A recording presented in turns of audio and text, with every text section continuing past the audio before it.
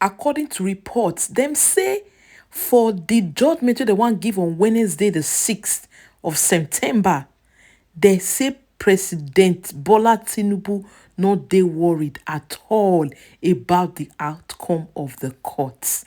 My people, is this not sending a signal that Bola Tinubu is not worried? There's tension everywhere.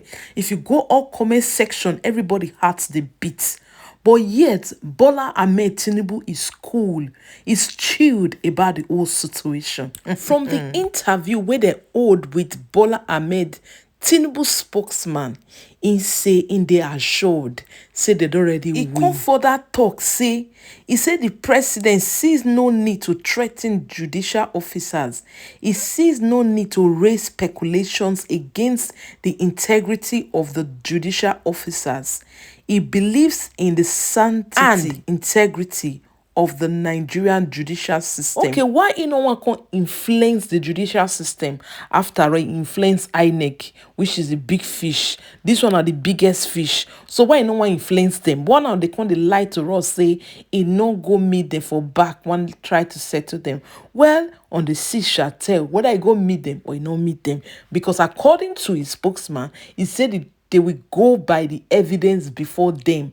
And we are rest assured that the evidence before them is enough for them to remove Bola Ahmed Tinubu. As that one come bolo for, we come the year say Wike don dey happy, he don dey celebrate. Say Bola Ahmed Tinubu don win. Say all the evidence don show say Bola Ahmed Tinubu has been legally endorsed by the US and other nations for Bola Ahmed to proceed to lead Nigeria forward. For real? Una remember say before they announced that Bola Ahmed Tinubu na him win the election, he call people wey be say they follow away, be say they follow and do campaign, all those bad months, that one don dey sell cloth, they don dey happy already, they don dey brag say Bola Ahmed Tinubu win. And true, INEC announced for middle of the night where everyone was sleeping, say Bola Ahmed Tinubu win. And right now, Wike don dey brag say Bola Ahmed Tinubu don already win, say it has been settled. Make una see the level of corruption wey dey this our country, Nigeria. Everybody don dey stylishly, in one way or the other, don dey move, they support Bola Ahmed Tinubu in one way or the other. Now, see this Nigeria Bar Association person wey call himself person. He say Bola Tinubu is Nigerian president, whether people like it or not. Can you imagine? They no say the judgment has not been finalized. You call yourself a barrister or whatever you call yourself, or SAN, you came out to publicly just slash that word. Okay. He said the Nigerian Bar Association says that Bola Tinubu is the Nigerian president as of today, whether people like it or not. See, he himself, he first name na say Yakubu, so he's Yakubu. So in come out, come say support Tinubu, say Tinubu go win, he must win. Say as of today, now only in one will know as president, and he believes so much in him. Okay, I'm just trying to bring all this evidence, make I bring them together. I'm gonna see what it on the apple for the internet within a short period of time. No notice, we just wake up, we see and say they want give verdict 2 days time, just like that. Inside this mago, we dey hear say the judges don't move their family come up for Nigeria, go put them je for places where we say that they safe.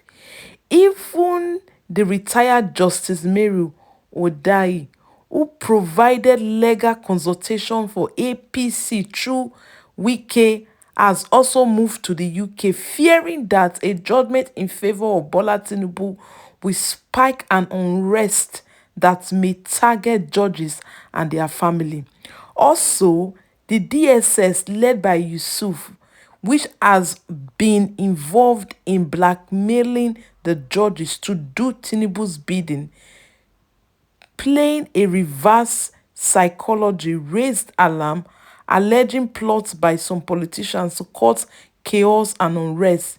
They have also taken over the venue of the judgments. The tribunal, they don't take over from the very moment where they announce till on Wednesday they will give their final verdict. the police and other security agencies have been put on red alert to arrest anyone on Wednesday. Make you know say they know wetin dem dey do. The Nigeria Labour Congress (NLC) don also declare say they will strike on the 5th and on the 6th. Why all these things they come together? Even banks sef they no go work. Why all these things they come together? Okay, they come talk and say all this one na to put fear for Nigerians mind, make dem for no protest, because they know say if they do anyhow they go see anyhow. Now this one na im make Bola Ahmed Tinubu push Obi aside, push Atiku aside, quick jump enter, make him for become president, because he know say if he become president, why did they go court? If he give command and everybody go accept, they go take am, soldier go obey am, everybody go obey am, because he's already a ruling president. That was why he wanted all let me dey swear on him. My people, tribunal will tell. It's not this, it don't dey knock for ground. This one and every other news wey dey for the screen, so now I wan bring comfort na. Even Femi interview with Channel Television, e still dey there. The way e take displease, or the way e take talk say e no like the way people take act on wetin e talk concerning the oath wey dey go for Nigeria. Moko dey look as e be abi, whether they support a bill, they support Tinubu, they support anything. There is not anybody can do again. They don't already conclude about the verdict. On the 6th, we will look at life will still continue. Now inside that weekend will still the way they demolish the shanty and all those houses they build around, where they first give them quick notice before they park their property. It's so heartbreaking. In fact, I'm not even bring on that particular video where they run up and down. It was so I felt really bad. Say places people don't call their home, they just where they want sleep, where they want go. Even the summary of the judiciary, the procedure, everything, how they take submit, just a brief one, more would remind una of which una suppose they expect on Wednesday. My people. The long-awaited judgment in the petitions filed by the PDP and Atiku Abubakar and that of the Labour Party and Peter Obi is set to come up on Wednesday, September 6, 2023. The notice of the judgment was communicated by the Secretary of the Presidential Election Petition Court to all the parties on Monday. Both Peter Obi and Atiku Abubakar are challenging INEC's declaration of APC's Bola Tinubu as president on grounds that the election was riddled with corrupt practices and also that Tinubu was not qualified to contest. On March 1st, 2023, the Independent National Electoral Commission (INEC) declared Senator Bola Ahmed Tinubu winner of the February 25, 2023 presidential election. In the results announced by INEC, Tinubu polled 8,794,726 votes, representing 36.61% of the total votes cast at the election, to emerge victorious. Atiku, who came second, scored 6,984,520, representing 29.07% of the votes cast, while Obi scored 6,101,533, representing 25.40% of the votes cast during the disputed election. Rabiu Musa Kwankwaso of the NNPP came forth with 1,496,687, representing 6.40% of the votes cast. On May 8, 2023, the 5-member Presidential Election Petition Tribunal, led by Justice Haruna Samani, began sitting at the Court of Appeal Complex in Abuja. However, less than 1 week after the panel began its proceedings, 2 aggrieved political parties withdrew their petitions at the tribunal. The affected political parties were the Action Alliance AA, which fielded Solomon Okonboa as its presidential candidate, and the Action Alliance, which fielded Major Hamza Al-Mustafa as its presidential candidate for the poll. Action Alliance sponsored a candidate by name Dr. Hamza Al-Mustafa. His name and logo appeared on the ballot box, so it was not unlawfully excluded as erroneously claimed. And the petition that was filed purportedly on behalf of Action Alliance, was not instructed by Action Alliance, neither did Action Alliance consent to the filing of that petition. There is a subsisting order of the FCT High Court mandating INEC to deal with Barrister Kenneth Udeze, the late national chairman of Action Alliance. In compliance with that judgment, INEC wrote to Barrister Kenneth Udeze to recognize him as the national chairman. And the court also ordered INEC not to collect any primary nomination or nominated name from any other person than Barrister Kenneth Udeze as a chairman. And this faction that filed a petition went on appeal. They appealed that judgment. It is pending before the Court of Appeal, Abuja Division. Now, INEC, in compliance with that judgment, dealt with the Barrister Kenneth Udeze, late national chairman of Action Alliance. Now, why the appeal is pending, they filed this petition purportedly under Action Alliance. But the true and authentic leadership of Action Alliance was not aware of it. In summary, all the petitioners prayed the tribunal to declare that Tinubu was not duly elected by a majority of the lawful votes cast at the election. We are very happy that at last the sitting of the court has started with this inauguration. And as you see, the court committed itself to cooperate and ensure that these petitions are expeditiously dealt with. And on our part, all the lawyers for all the parties also committed themselves to cooperating with the tribunal, the court, to make sure that these matters are dealt with. We started on a very good note. I believe you were here and heard what we said in reply to the statement by the presiding justice of this court. Maybe let me repeat myself. I said that the decision to be rendered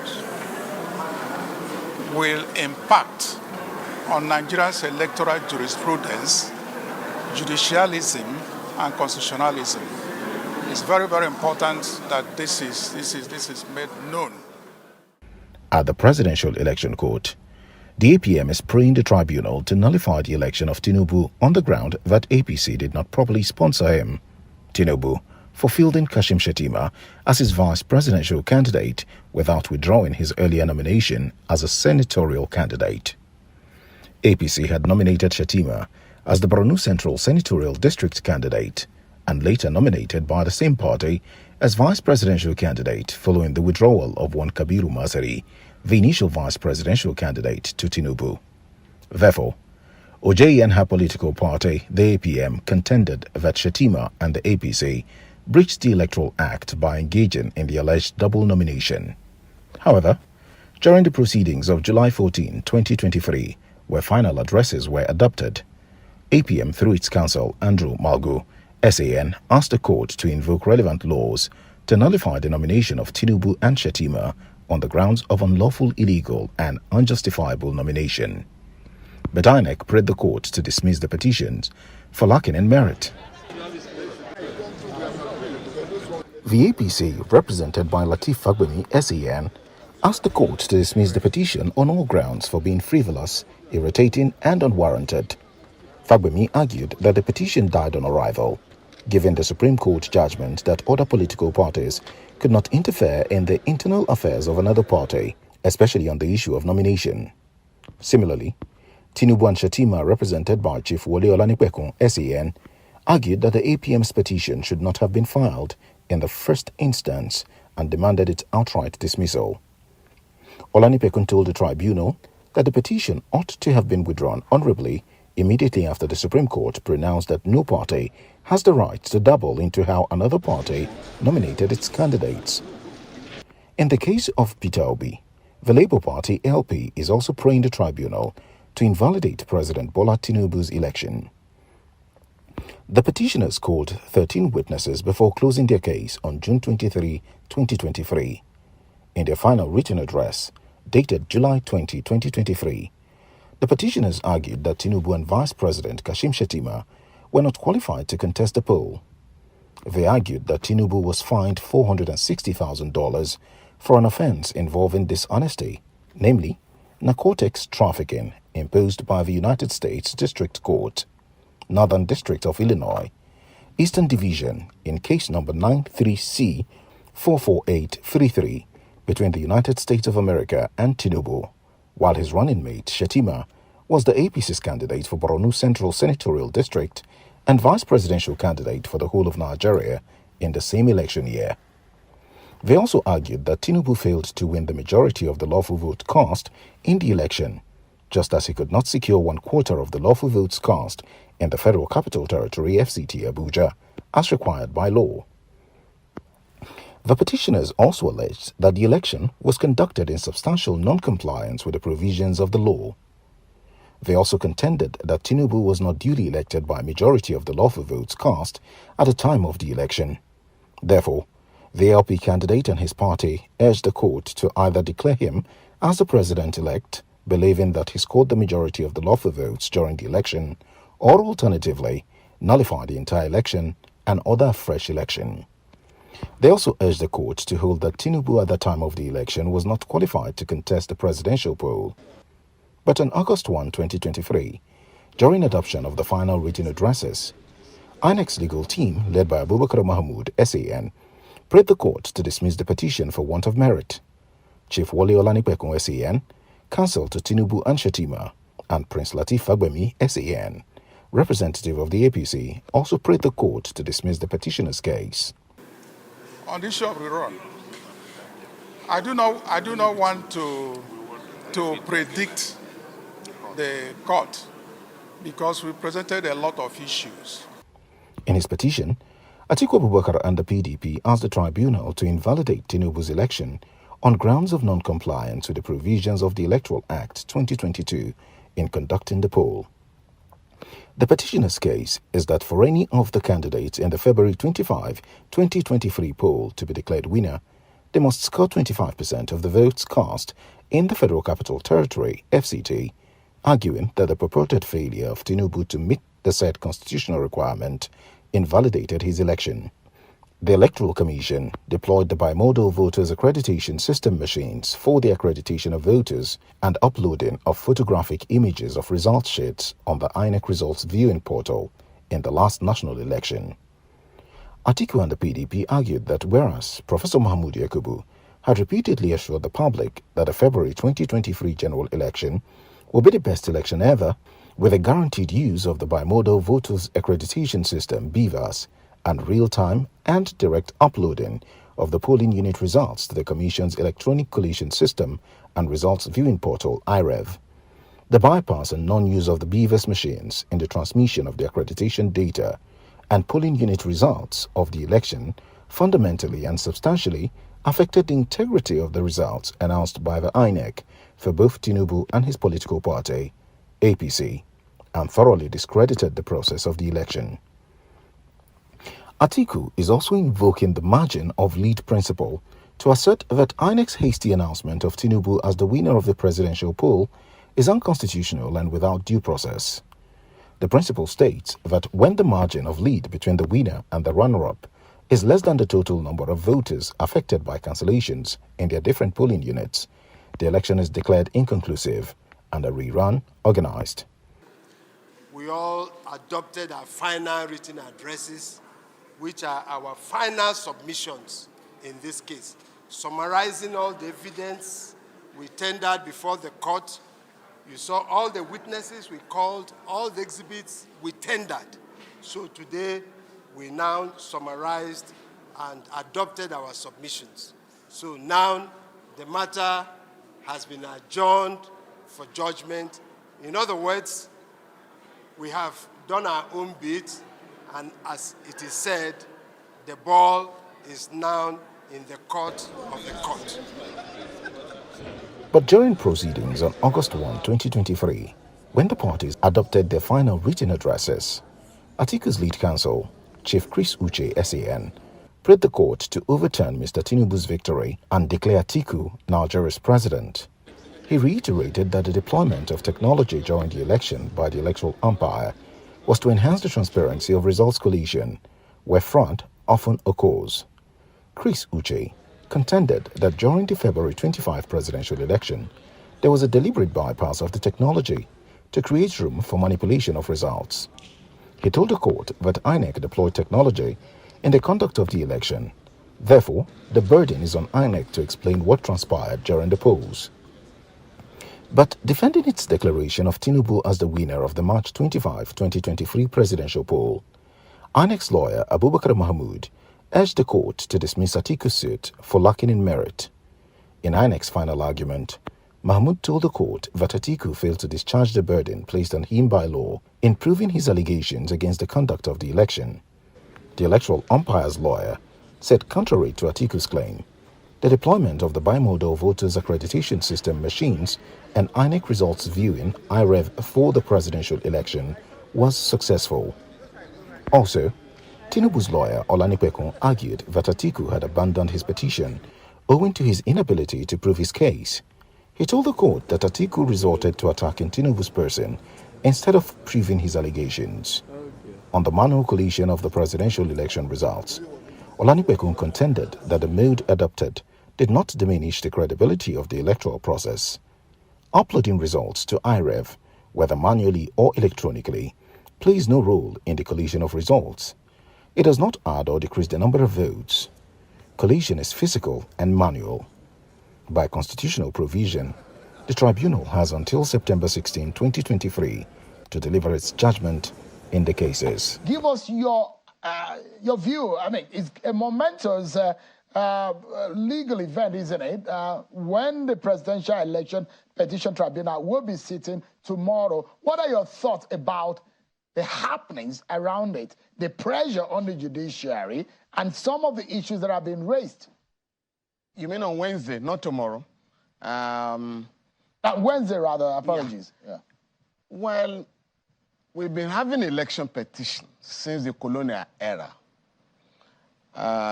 But none has attracted such level of blackmail and intimidation of the judiciary. Just last Friday, we were at a program in Abuja together where I addressed the labor unions. Some dubious characters got a copy of the video cassette and they put on top, in a very criminal manner, that if the judiciary fails the Nigerian people, there should be a coup. As if I said that. Only a deranged mind could have concocted such a treasonable statement. Now, that is the kind of intimidation that is going on. And I am worried. You know, that people give the impression that everything ends with the judgment of the Court of Appeal, the Presidential Election Tribunal. Any party that loses on Wednesday still has the opportunity to appeal to the Supreme Court. And so why? What is the basis of the chief blackmail that is going on? And I want to pitch of course, this time around, since this is not the first time, Mr. Falano, yes. Why is it now that people are having this skepticism and this kind of the outrage against the judiciary? Why? No, some of the people involved are voting for the first time, and they believe, rightly or wrongly, that their candidate must be declared the winner. And I think that is what is going on. Whether you like it or not, our candidate must be declared the winner. And that is not what election petition tribunals are all about. It is for them, the justices, to look at the evidence adduced by the parties, apply the law, and give a decision. As they say, even if the heavens will fall, and the heavens won't fall anyway, the judges must not be intimidated. They must give their decisions, regardless of blackmail or intimidation. Convinced that they can justify their judgment. That is what is required by them. To examine the evidence, apply the law, and deliver a decision. One way or the other. Some will win, some will lose. But those who lose, in the case, who are aggrieved, will have another opportunity to approach the Supreme Court and demonstrate how the Court of Appeal has erred.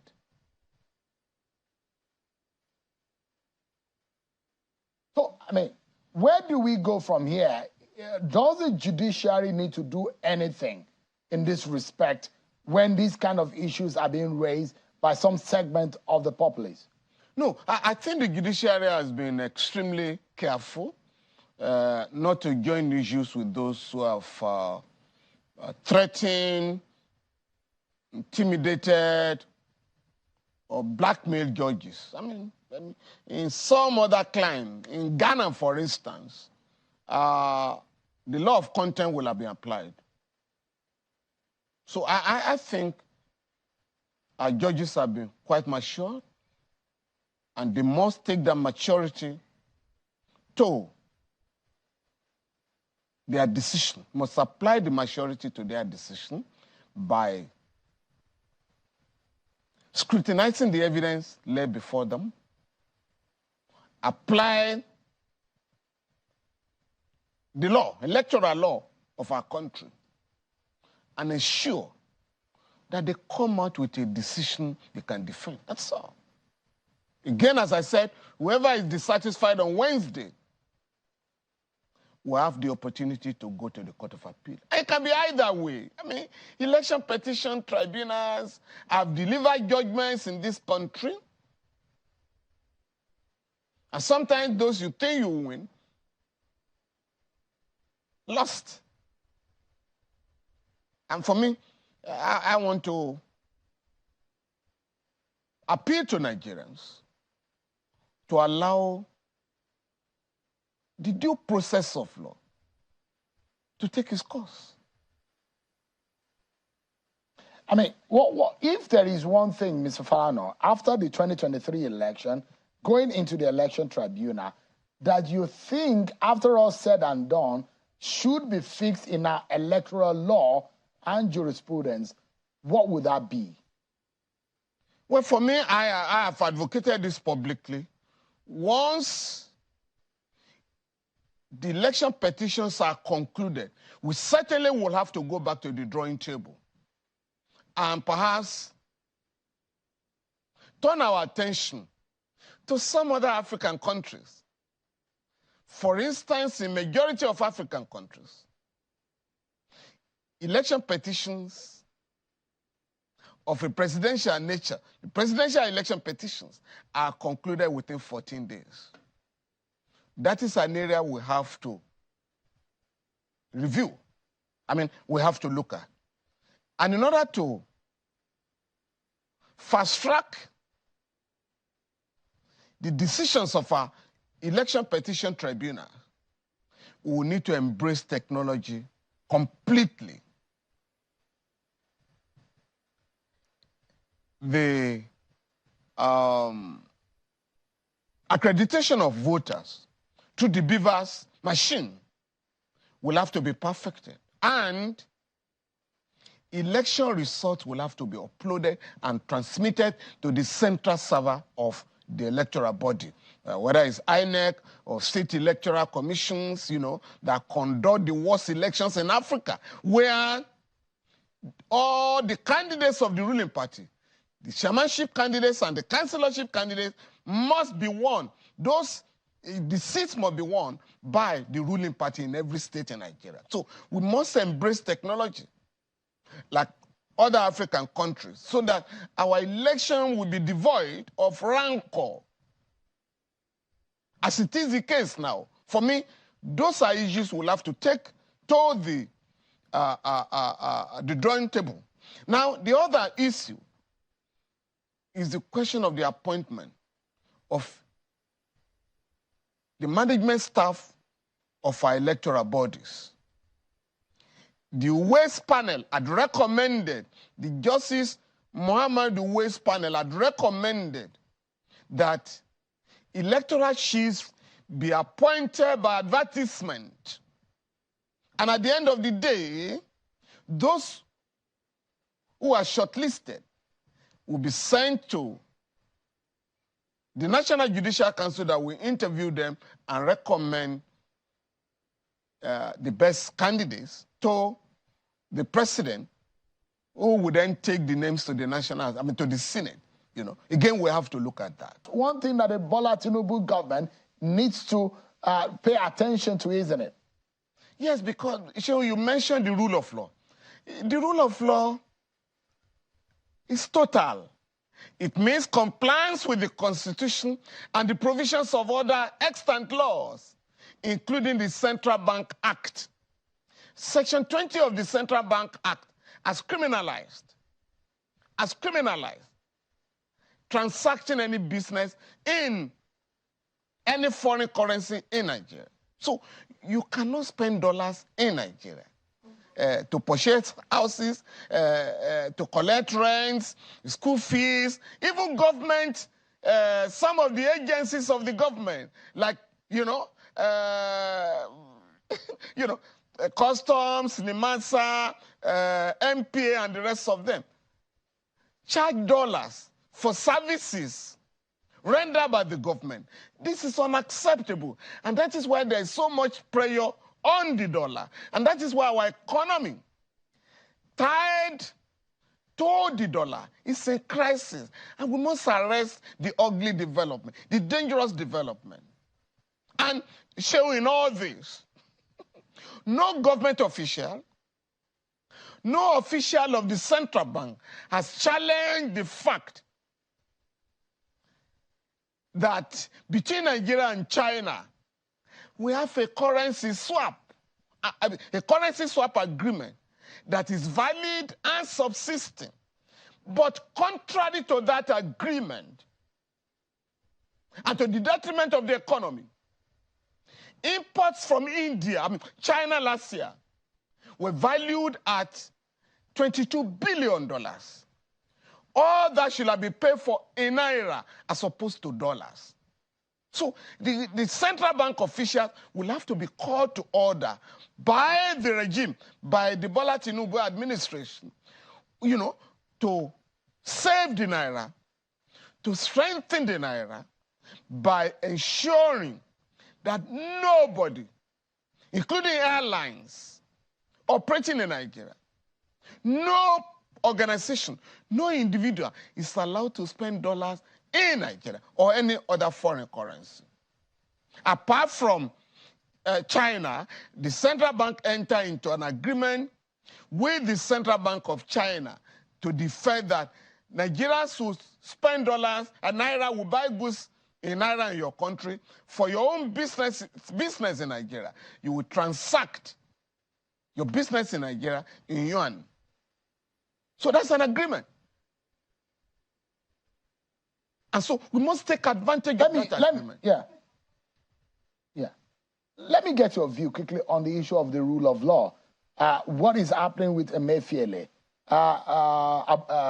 Mr. Bawa, the suspended EFCC chairman, and those who have raised questions as to how the Bola Tinubu government had handled some of these legal matters.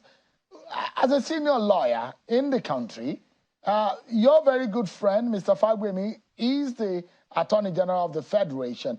What are your views as to the role of the DSS, the continued detention of Mr. Bawa, the EFCC chairman, some of the allegations or the charges against Mr. Emefiele, and some of the scenario of how they handle the state of affairs when they were in office? Well, I have advised the government publicly that no citizen should be detained without trial. And if you have no evidence against any citizen in detention, you must release him or her. I've made that statement with respect to Mr. Emefiele and Bawa.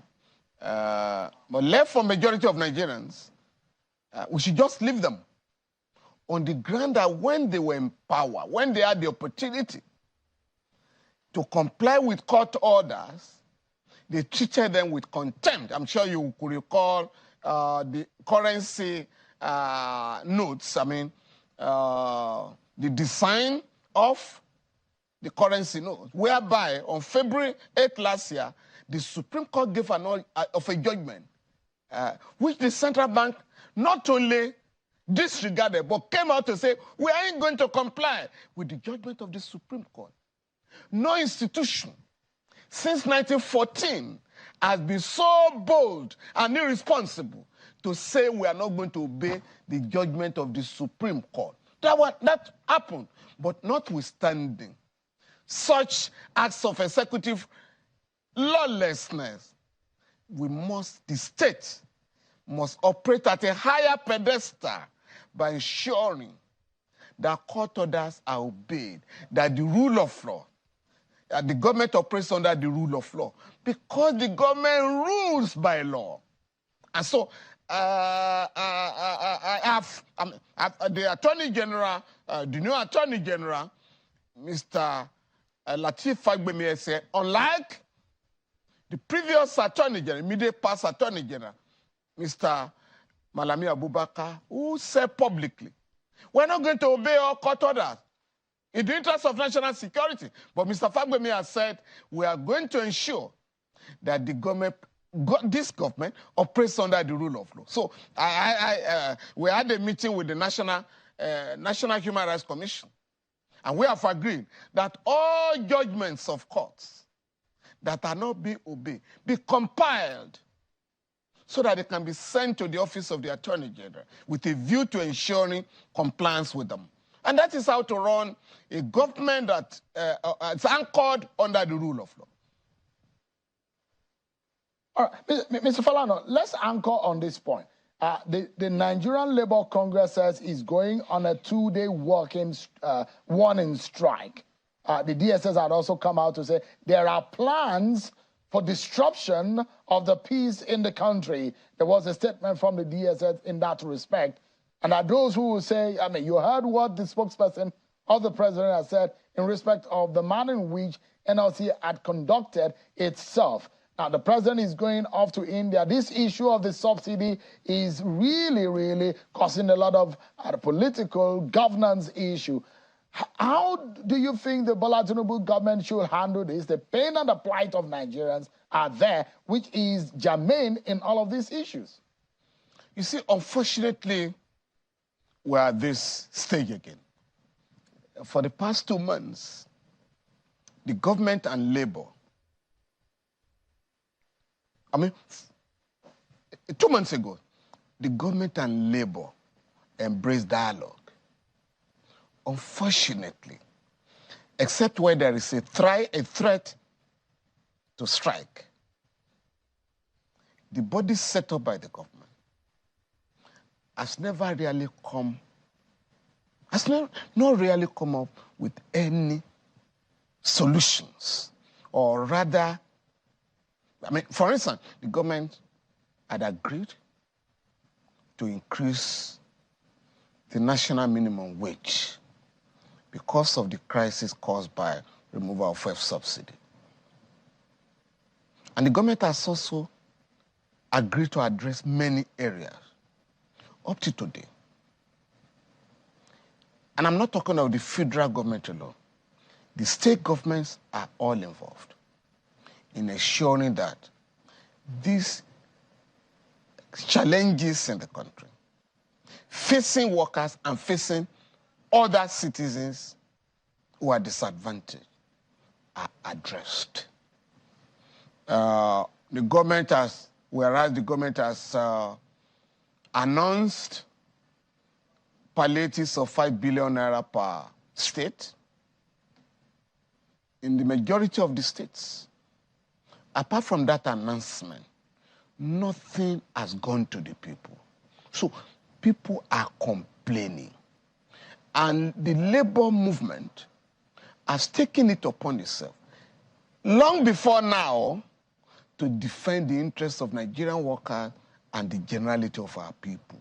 The challenge before the government is to continue the discussions, rather belated discussions, started today. And I expect the government to have a sleepless night to work out an arrangement, call governors, the chairman of the governors, Nigerian Governors Forum, and call all the relevant stakeholders to have this matter addressed today, tonight. But threatening or saying that you are going to have a breach of the peace, I beg your pardon. What peace are you talking about? The peace of the graveyard for the majority of our oppressed people. It's the peace of the graveyard. So, and of course, the labor leaders are not going on protests on the street. There's no protests on the street this time around. So the question of saying, oh, some people are organizing protests, rallies to disrupt the peace of the country. It's not there. What is there? And the State Security Service must advise the government, address the problem that is leading to a strike. And that is the best way to handle this matter. We presented 18,088 blood results from the IRF. Then INEC now gave us CTC of results. From there, we harvested 8,123 blood results. Some were completely blank. Some others were pictures of human beings. Some others, buildings. Some others, you have results that are not polling units, like ward results, local government collection results, and so on and so forth. That is something that should worry every Nigerian. They relied on it. They relied to on pronounce it. Somebody. They relied on it to declare somebody the winner of an election. Yeah. How can an institution, public institution like INEC, certified blank documents and say that it certified polling unit results, certified photographs and said it certified polling unit results? They should stop taking Nigerians and Nigeria for granted. It's very unfortunate that this type of thing should be happening in the 21st century. Other countries have moved on. We are still running round and round and round and round. Round and round, trying to organize election. Yet, we are behaving as if we are still in a primitive age. And that's what it is. That's what it is. So shouldn't was unfazed about the argument? Huh? Are you unfazed about the argument about the wrong presidential candidate being shot up? That is a constitutional issue. No, that is a constitutional issue. That's a constitutional issue. So we addressed it sufficiently. So it's for the court. Sorry. Yeah, there are so many grounds we presented. So it's for the courts to decide. So, but what is important is that we sufficiently presented our case in a most convincing manner. No, sir. It's government. It's government. Government prohibits the construction of give out the layout to private companies. How? Develops houses for affordable. For people that are able to afford this. Not the kind of houses that the city that not within the reach of the masses. The houses are going to be developed by the private developers, which are the laws are giving out for quite a while. To companies that develop the houses. What agreement you have with the company? How to just provide infrastructure. There's no agreement that So if you provide infrastructure, then you give it to private people, then they build ourselves. it's been allocated for the entire place has been The point I'm making is this. they are concerned. They will be that same. Yes. So what is central government there? The provision about affordable, the houses that be affordable. The government must also benefit from it. There's no better. Oh no, you can't allow that. How can you say that? How can you take land and give to people to build and sell and make money? Who does that? If you want to have an agreement, you say, look, we can provide. Your lens are going in now. Let us use your lenses. You can make 60-70% of the profit, and the government can make the other profit. Who does that? I think it was these experiences that informed the development of the national. Not here, there's no benefit. But in last one, private sector comes and develop the place. I cannot agree to this. How much is the contract? For now, 26. yes. How much is it? The contract is a total amount of contracts is about 28 billion. Yes. 20 billion, and which is now revised How much? 25 billion. 25. 85 billion. When was it awarded? It was awarded 2014, March 2014. 20-something billion. Yes, When was the revised contract approved? March 2018. 2018. So how much have we paid up to date? Paid to the details of here. Who might tell you this I am? Yes, yes, sir. We paid. Yes, sir. This I am. Please stop that. 200 something million. Paid actually outstanding amount now. Amount certified so far is 4 billion. Amount paid 4 billion. Then we now have outstanding 20 certified number 20 to 11 certificates is 20 billion. And so far the amount paid to date is 21 billion. So what will be the balance? The outstanding balance to date is 2.9 billion. What is the balance in the contract sum? That's 21 minus 21 minus 85. That's a 3. With the revised now, it's 64 billion. 64. And the percentage completion 21.4%. 25.4%. Where's the contract? Gilmore. Yes, sir. Gilmore. No, it's not this one. No. Okay, which one did we have for them? It's the end point. Where are you? I'm the So who am I saying?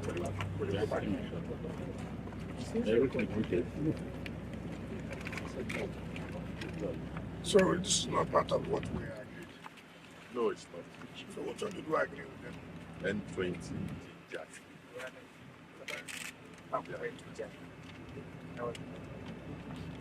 But the ones under These are come on Monday, you see this place and then come to South Coast, they are under this place. Then we decide what we say will come. That's why This is but we have not discussed that. This is terrible. It's not commendable at all. It's not commendable. First of all, I think we'll come up with all these contracts when you don't have the money. I mean, look at the count of contracts littered left, right, and center. Are you just awarding for awarding sake, or you award for completion and for people to get the benefit?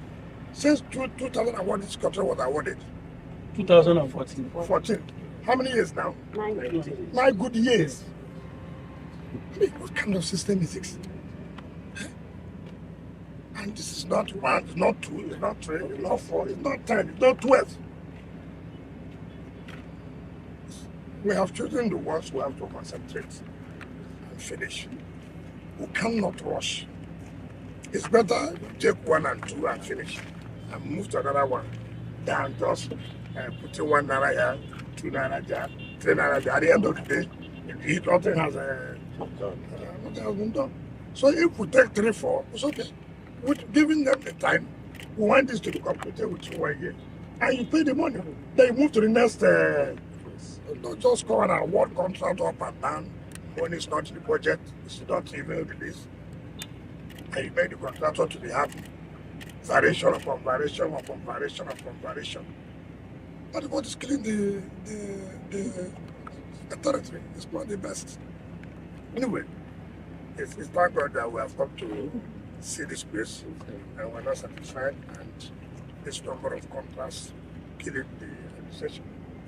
Killing the administration. Nobody that, and again, this idea that you are saying that government will not make any profit. I tell you, spending 85 billion naira to give to private people to develop, and they sell and make money. I say, look, government has no benefit. I've never seen that happening anywhere. If we are going to provide infrastructure, we can say, okay, you come. This is what we're providing. You build. Whatever profit you make, you share it with the government. Then we're going to put 80-something billion now and give to a private person. Who will now sell and make money. We have the land. The land is our own. We also brought money for the infrastructure development. Then somebody comes to build and sell and takes the money into his pocket. The only thing that they say is only the premium and the ground rent. And that we... And the fact that what kind of judgment is that? The premium, who has paid? The ground rent, who has paid? Ask me those whether you give the whether they pay the ground rent. How much is the ground rent? It's even low for this area. It's awful. I will not accept this amount. What kind of houses? Is the poor man affordable for? What do you call affordable? What do you mean by affordability? Can you describe affordability? What's called affordability? As we, that will be, the one that will be within the reach of the masses. Well, what are the masses? What is the design? When you talk about masses, is affordable? You come and buy a house and say you're toilets, a house of only 2 toilets, 2-bedroom flat, bungalows, high rise. What are the designs like? I hear that makes it affordable. And what is is there a negotiated? Do you have a plan? Cost? Is there any plan for the house? Is there a negotiated cost with off-takers? Eventually, when they finish building it, that kind of building that we build is not the kind of building that it's too bogus for too expensive for anybody. What are you looking at as affordability? Like what do you need to go for? The price. To show you the affordability. Well, the initial design was that a 2-bedroom apartment should not be, as at the time it was conceptualized, shouldn't be more than 7-8 million. 7-8 million? Yes. So that's for the masses. How many masses will afford 7-8 million? As of 2016.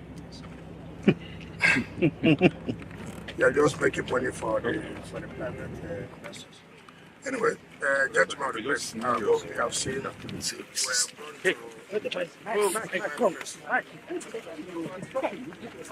Where's the man? Where was the first place we went to? Where was the first place we went to? Okay, we have to go to the road leading to the EFCC headquarters and the Body of Ventures building. We'll be able to invite a contractor to see us tomorrow so that we'll be able to complete that road, which is very, very important. Important in the sense that headquarters of EFCC is there, so the Body of Ventures building is also there. We're going to Kabusa. Like we said, we can't allow shanties to take over the entire FCT. And so the movement control has done well by making sure that having been destroyed, we are going to protect the place. We will not go back there to mess up all we have done. Thirdly, we're here as part of the satellite towns. We are not impressed with the arrangement made by the FCT. The government cannot just cough out 85 billion naira and then the land is ours. We are providing all the infrastructures, and then you want to give it out to private developers who will now build and sell. I mean, we think that government must also participate, having provided the land and having provided the infrastructure. And so this kind of arrangement is not commendable at all. We must, if we are partnering with private individuals or developers, the common sense is that you provide the land and also provide infrastructure, and then they come and develop, and then make profit. Government can say, okay, we'll take 10%, maybe take 90%, depending on the value. And it is in that case that government will even be involved in determining the prices that the houses will be sold.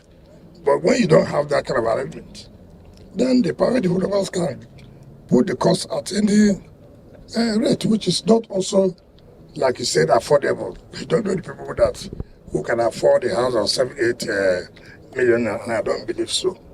So all these things we are going to look into it and have a proper plan. We are not going to be awarding contracts for the awarding sake. We'll award contracts that we know we have to finish it and then embark on new contracts. Contracts littered in the FCT is something else. And as I speak to you, you don't even have up to 20% completion. Every contract abandoned because of no money. We will not encourage that. We are going to look at everything. So I thank you for all your support to us and the administration. We will continue to do this. Areas that we are not sure of, we will go and visit and see it for ourselves before we make any commitment to the contractors. Retired Supreme Court Justice Mary Odili delivered insightful remarks at a recent Abuja colloquium celebrating Joe Kiari Gazama, SAN's 25th anniversary as a senior advocate of Nigeria. Addressing the theme, The Nigeria of Our Dreams, a call to patriots, Justice Odili acknowledged the turbulence surrounding the 2023 elections while recognizing that feelings of loss and disappointment are natural in a democratic society. She firmly emphasized that actions that threaten national stability cannot be justified. She called for a commitment to resolving disputes through established legal channels such as electoral tribunals and the courts, rather than resorting to actions that could plunge the nation into turmoil. Let's take a look before we come back for reactions. It is no doubt appropriate that the theme is, quote, the Nigeria of our dreams, a call to the patriots. I say so in the light of the prevailing situation in Nigeria as a result of the 2023 general elections, which has generated a lot of storm, necessitating the conversation which we are about to indulge in, as there seems to be moves to throw the nation into chaos or conflagration. These may be brought about by some individuals and groups who, fanning the embers of hatred, bigotry, and tribalism, fail to see the possible outcomes of the utterances without caution that are being thrown around. It is human to feel cheated or having the short end of the stick, but one who is not declared a winner at any of the electoral contests, such emotions, however grim, does not justify bringing the roof down, the roof of our nation. All right, so in that particular video that's been trending, obviously, she also acknowledged the two councils of the President Tinubu team or camp, and that got a lot of reactions from people. Here's one of such reactions. JP says, very bad for former Justice Mary Odili to publicly praise Olanipekun and Fagbemi, who are representing Bola Tinubu and APC at the tribunal. For a former Supreme Court Justice to be speaking on active case in court publicly is very worrisome. She can't bully Nigerians. Let's go straight to you, Rufai. What's your take on this? I mean, the video is longer, and she mentioned a few things. So the video is longer, so let's get a couple of things right. Number one, calling those people's name, I think they were there. Yes, they were. Event. She was acknowledging So she was acknowledging their presence there. So it's not, so I think that is out of place when you say, oh, why should we acknowledge them? But she was praising their efforts, saying that they, in cases, they are very successful. So that was part of the thing. No, but apart from tribunal case, you can't dispute the fact that Lateef Fagbemi has been a very successful lawyer in cases in this country. You can't also dispute the fact that Olanipekun has done considerably well on cases in this country. Absolutely. All right, that's out of it. But for me, the part of the speech that didn't go down well with me is the fact that people should not blackmail the judges. No, nobody's blackmailing the judges. People are just saying all eyes on the judiciary. And it has to be stated. You see, we don't want our democracy to go all right. That's why we speak up.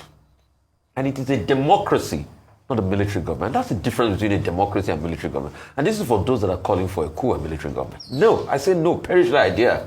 Because in a democracy you can speak, but in a military government you can't speak.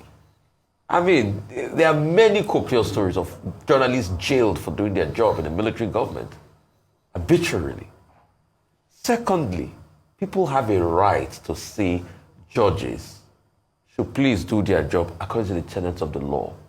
Lord Denning once said, and I quote, that a judge that sits on trial, the judge himself is on trial. Pure and simple. And the judge himself is on trial as regards the case of Nigeria. That's true. So we expect them to do right. She also talked about the part people ventilate their views. Yes. One other part we should also expect people to say is the fact that we have a lot of civilian coups happening. And we must have a country where we must constantly say no to election fraud. It's because we take too many things lightly in this country and we're just thinking, was it good, the things that happened in the last election? That people went out to vote and electoral fraud happened? That foreign media like the BBC was showing us the shenanigans in Obiakpo results? Anyway, those are before the courts now. Yes. So we should introspect and be truthful with ourselves, what we truly want from ourselves, and what for our democracy. All right? She said some parts of that, but that's just a part of the speech I also want to clarify. This is Bod TV Bod. In case the first time you come here, please don't forget to subscribe and hit that notification bell for more uploads.